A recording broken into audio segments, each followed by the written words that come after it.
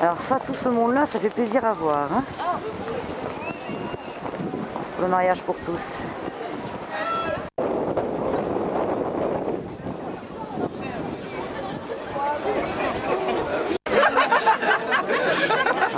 Derrière. J'adore ça. Montre. Quoi? Yes. Il est où, Jacques? Super, j'adore. Génial.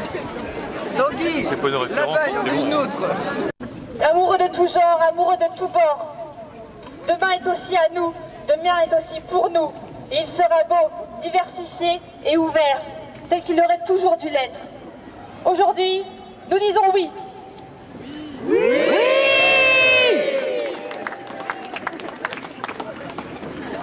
Rainbow Brest, association à l'initiative de ce rassemblement dont je suis la présidente, tient à remercier Maë, une lycéenne quimperoise qui est venue nous chercher.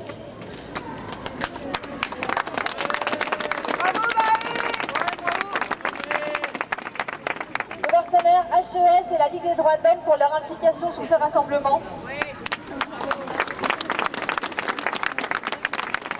Ainsi que l'ensemble de ses signataires. La haine qui est déversée depuis quelques mois, aujourd'hui nous lui disons qu'elle ne nous fait pas peur, qu'elle ne nous intimide pas.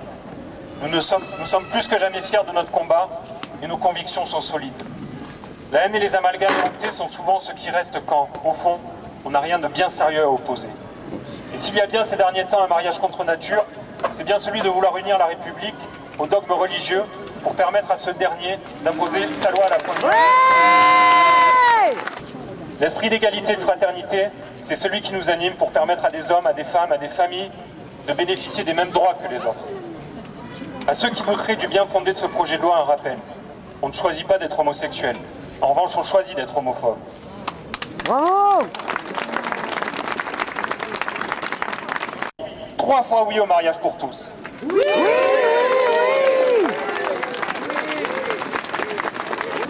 Je vais vous lire une déclaration de la Confédération nationale du planning familial et la position du planning sur cette question du mariage pour tous.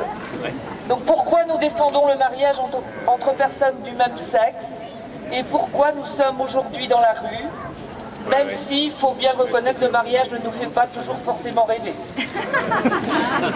Le déferlement de propos et arguments haineux, méprisants, et autres procès à l'encontre des homosexuels ne cesse de nous surprendre, tant il révèle des amalgames proprement révoltants.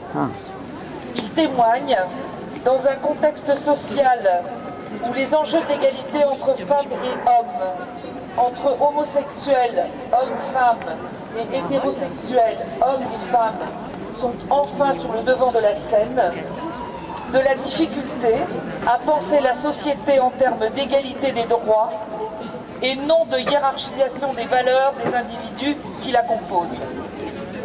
En refusant aux personnes de même sexe ce droit au mariage, les opposants font ce pas de côté, considérant, voire justifiant, cette inégalité d'accès aux droits comme une réponse à une sexualité différente, vue comme un danger au regard de la norme hétérosexuelle. Mais se pose le deuxième volet de cette injonction, la légitimité et la capacité d'un couple homosexuel à être parent, au nom du besoin qu'aurait un enfant, d'un père et d'une mère. Celles et ceux qui s'y opposent y voient une désagrégation de la famille et un risque pour l'équilibre psychologique des enfants. La diversification des configurations et des parcours familiaux témoigne que le schéma classique de la famille, papa, maman et les enfants, relève désormais de l'image d'Épinal, bien loin de la réalité.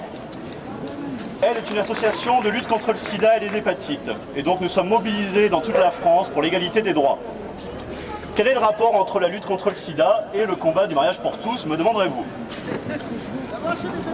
La proximité entre aide et la communauté gay remonte à la naissance de notre association en 1984.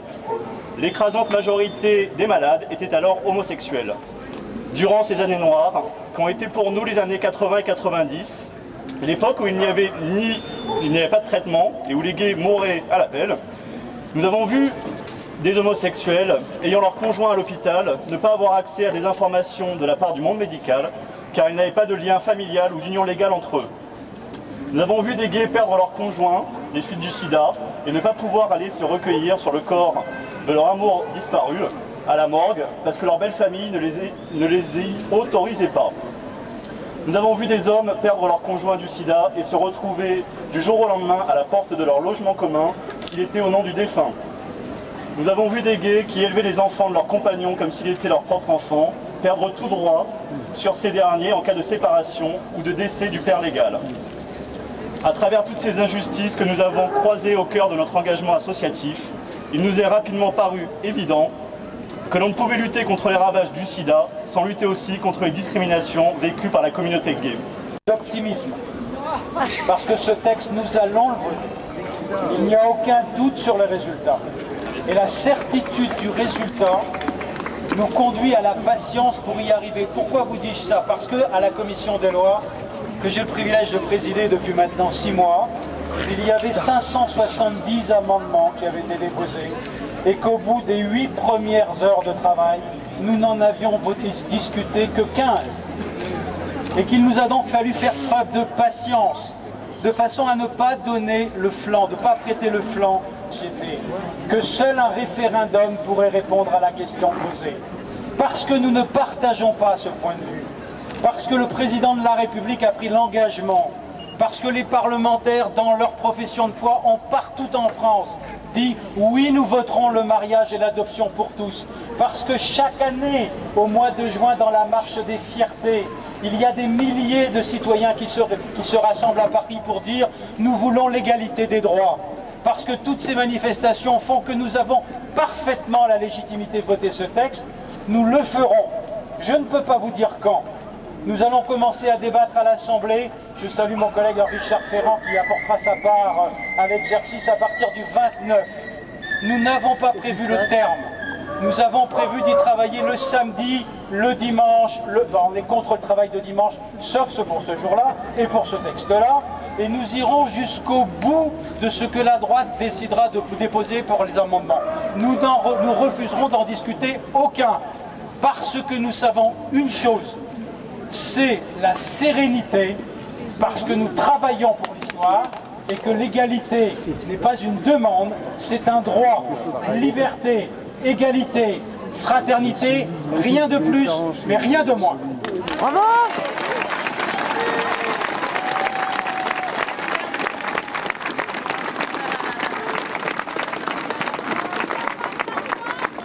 La question n'est pas de savoir si le mariage c'est bien ou si c'est pas bien. La question c'est pourquoi une partie de la population qui a fait le choix de vivre en couple de 2 personnes de sexe différent a le droit de se marier, alors qu'une autre partie de la population qui a fait le choix de vivre en couple formé de 2 personnes du même sexe n'a pas le droit au mariage. C'est ça la question.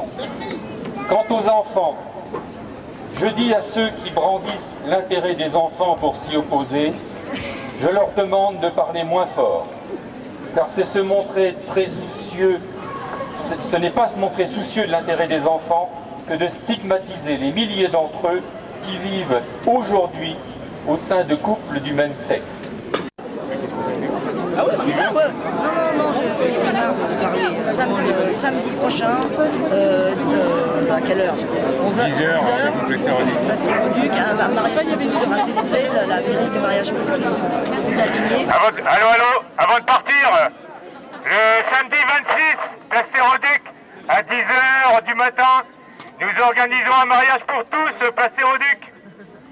Donc on appelle la population à se réunir place Théroduc pour faire un mariage à 10h.